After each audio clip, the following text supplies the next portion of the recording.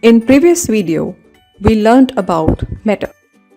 Now we'll learn about physical nature of matter. Matter is made up of particles. The particles of matter are very tiny. The particles of matter have space between them. The particles of matter are continuously moving. The particles of matter attract each other. Now, let us demonstrate these properties by activities. First, matter is made up of particles. So, let us perform an activity to see that. So, for that, take some water in a beaker and note its level. Dissolve some salt or sugar in it with the help of a glass rod. The salt dissolves in the water, but the level of water does not change. This is because the particles of water get into the spaces between the particles of water. This shows that matter is made up of particles.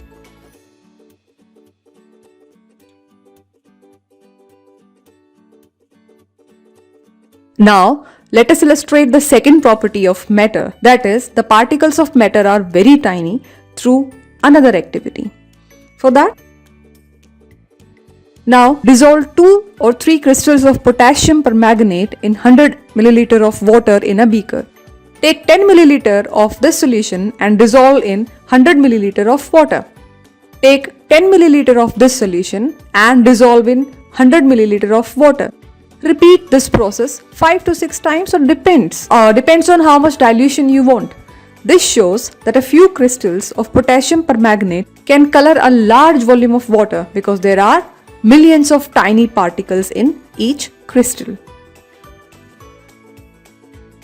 Now, the illustration of the third property, the particles of matter have space between them. For that, take some water in a beaker and note its level. Dissolve some sugar or salt in it with the help of a glass rod. The salt dissolves in water, but the level of water does not change. This is because the particles of salt get into the spaces between the particles of water.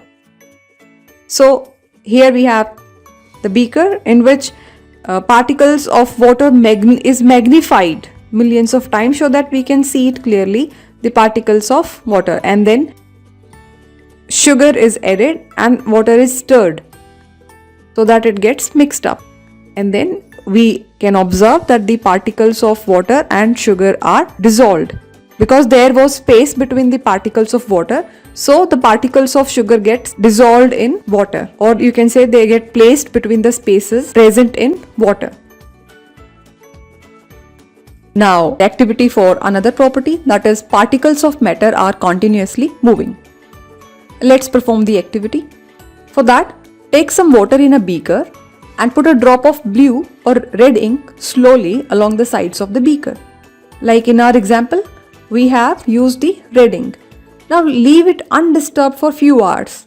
The ink spreads evenly throughout the water due to the movement of the particles of water and ink. This intermixing of 2 or more different types of matter on their own is called diffusion. So for now, the activities for the physical characteristics of matter are over, and I hope you found them simple and easy, and they can even be performed easily without the help of any lab or teacher. For better understanding, try them by yourself.